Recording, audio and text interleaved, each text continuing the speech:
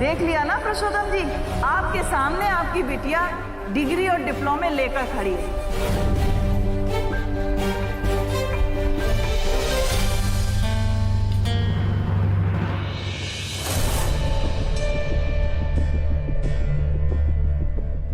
मैं तुम्हारा दर्द महसूस कर सकता हूँ सृष्टि, लेकिन मैं मजबूर था तुम्हें ये दर्द देने में। ये तकलीफ, ये बदनामी जरूरी थी हमारे मिलन के लिए। अब तुम्हारे अपनों की नफरत के बीच हमारा प्यार का फूल खिलेगा।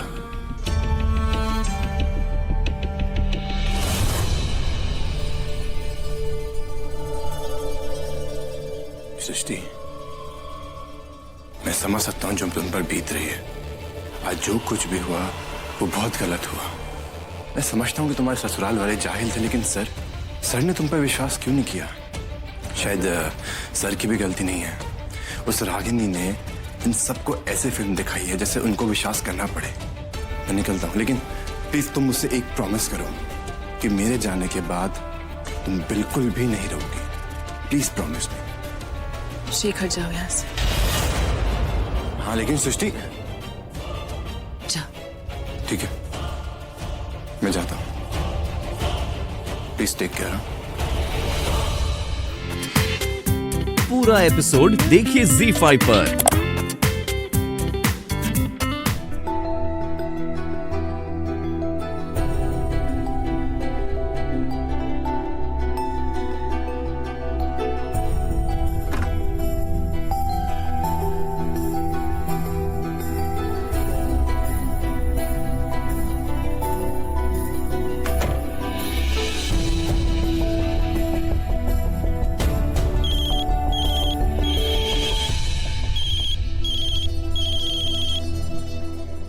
नारद, हमें ना पूरा कुंडली चाहिए उस शेखर का। पता करो कि उस सृष्टि को कब से जानता है, पुरुषोत्तम क्या कब से काम कर रहा है, उसकी माँ बाप बहन भाई जो भी उसके घर में है, सबका खबर चाहिए हमें। शेखर को अंजाम तक ना हम पहुंचा के ही मानेंगे। अब क्या करने जा रही हो तुम? तुम्हारी एक गलती की वजह से आज मेरा पूरा परिवार परेशान है। मेरी बात सुनो, अपना जाहिलपना और दिखाने की कोई जरूरत नहीं। Please don't do anything. हमारी अम्मा ना एकदम ही ठीक कहती है, जब इंसान के पास कुछ अच्छा बोलने के लिए नहीं होता ना तो उसको चुप बैठ जाना चाहिए। चुप रहने से ना उम्र भी बढ़ता है।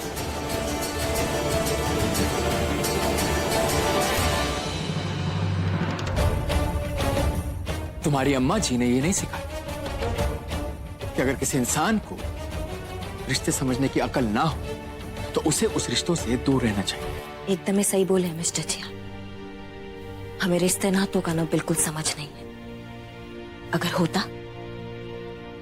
हमारे रिश्ते का ई दुर्गति नहीं होता।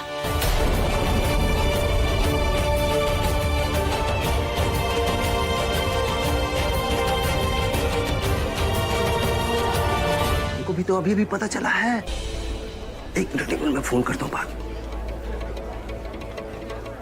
ये देखो, आ गई मैडम जी। ये हम तो सुने कल रात ओवर टाइम करती पकड़ी गई थी।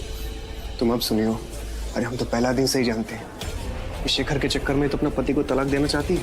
क्या बात कर रहे हैं? अरे जब तलाक ले ही रही थी तो 2-4 दिन और कंट्रोल कर लेती। ये सब बेशर्मी करने का क्या जरूरत था? जो मजा लूट के खाने में है वो कमा के खाने में कहाँ? सही बात कह रहे हैं आप। शाबाश मुखियाइन, तुम्हारे टैलेंट का जवाब नहीं। बिना चिंगारी की आग मैंने लगाई और बिना बात का किस्सा तुमने फैला दिया। वाह। अरे शेखर बाबू, थोड़ा हम लोगों पर भी तो ध्यान दीजिए। कब से यहाँ इंतजार कर रहे हैं अपने केस का नंबर जानने के लिए। आपका नंबर लंच के बाद आएगा। अरे छोड़िए केस का नंबर, ये बताइए अपनी अनारकली पर हमारा नंबर कब लगवाइएगा? क्या मतलब है आपका? अरे सीधा सा मतलब है शेखर जी, कल रात जो मैडम के साथ आपने 2020 खेला था, उस खेल के हम भी बहुत पुराने खिलाड़ी हैं। हमें भी अपनी टीम में शामिल कर दीजिए।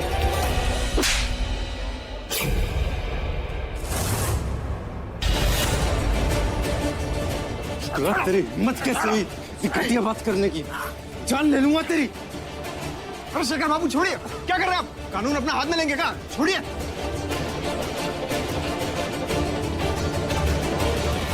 कौन सा गलत बात कह दिया हमने? सारा कोर्ट जानता है तुम लोगों के किस्से के बारे में। तुम लोगों की वजह से पूरा वकील बिरादरी बदनाम हो रहा है। तुम कहना क्या चाहते हो? क्या किया है सामने? हाँ, अरे शेखर बाबू, क्या हम लोगों का मुंह खुलवा रहे हैं आप? और खाली शुक्ला जी को मारने से क्या होगा? पूरा कचहरी बोल रहा है, समझे? और आप लोगों का रात का जो गरम कहानी है ना, पूरा कचहरी जानता है। अरे आप तो फिर भी ठीक है, आप मर्द हैं, लेकिन वो मैडम पूरा लड़की का जात का नाम खराब कर दिया उन्होंने। अरे वर्मा जी, हम तो कहते हैं कुछ तो कंट्रोल होना चाहिए ना खुद पर। अब ऐसा बेशर्मी किया है कि लोग बाकी लड़कियों को भी शक की निगाहों से देखने लगे हैं। शर्म नहीं आती? लड़की हो के लड़की का नाम खराब करती हो। लड़की हूँ शेखर बाबू, लेकिन ऐसी वैसी कोई हरकत नहीं करी है कभी। ऐसी घटिया बात दोबारा करी ना तो मैं डेफेमेशन का केस डाल दूंगा सब पर।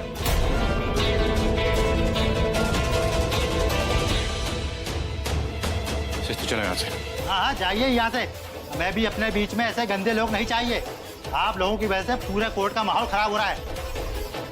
हम भी बहन बेटियों वाले हैं, ये सब नहीं चलेगा यहाँ। बछड़ों का नाम कहाँ रखा है? बताएंगे ना नाम आपको, आप हंस के लोट के फूट हो जाएंगे। बता रहे हैं बछड़ों का नाम रखा है बूटी और लवली। बूटी और लवली? अरे ऐसा भी कोई नाम रखता है क्या, बूटी और लवली? हमको तो लग रहा है ज्यादा काम कर करके ना पगला गया है वो। वैसे हमारी अम्मा भी ना हमारा कुछ ऐसा ही अंट संट सा नाम रखी थी। बताया आपको, हमें बचपन में क्या बुलाती थी हमारी अम्मा? वो हमें कहती थी इमरती। तेरी की हम तो आपको अपना बहुत बड़ा वाला सीक्रेट बता दिए।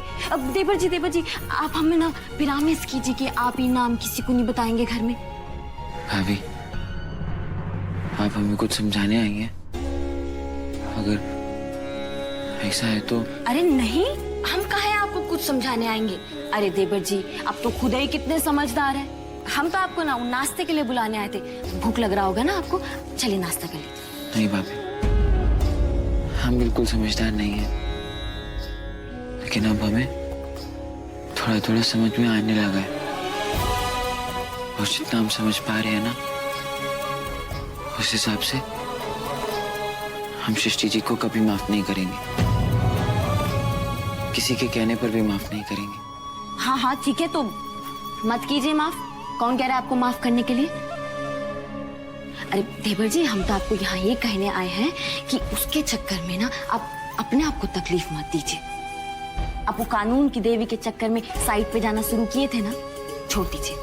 आपका मन नहीं कर रहा है, नहीं चाहिए। वो सारे काम छोड़ दीजिए जो आप दूसरों को खुश करने के लिए किए थे। और अगर कुछ करना है ना देवर जी, तो आप अपने लिए कीजिए। आपको सच बता रहे हैं, आपकी पूरी फैमिली आपसे बहुत प्यार करती है, आपको बहुत खुश देखना चाहती है। आपके जो मन में आता है ना, आप वही कीजिए। चलिए अभी तो फटाक से नाश्ता कर लीजिए। अब हमारे पेट में तो बहुत चूहा दौड़ रहा है, आपके पेट में नहीं दौड़ रहा है। चलिए आइए, आ जाइए।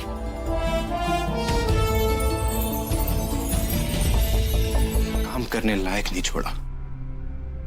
तुम्हारे हिसाब से हमें क्या करना चाहिए?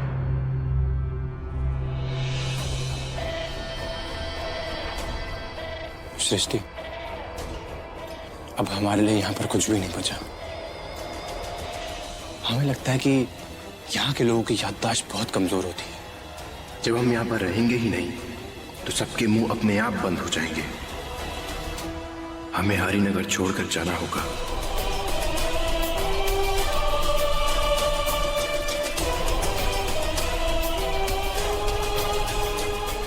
जाना होगा?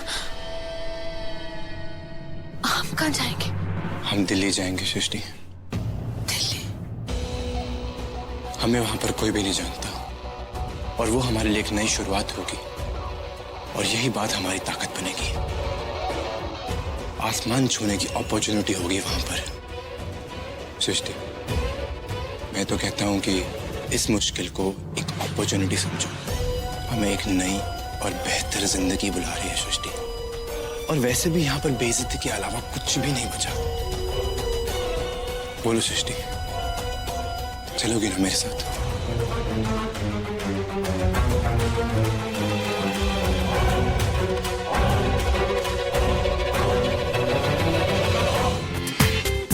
पूरा एपिसोड देखिए ZEE5 पर।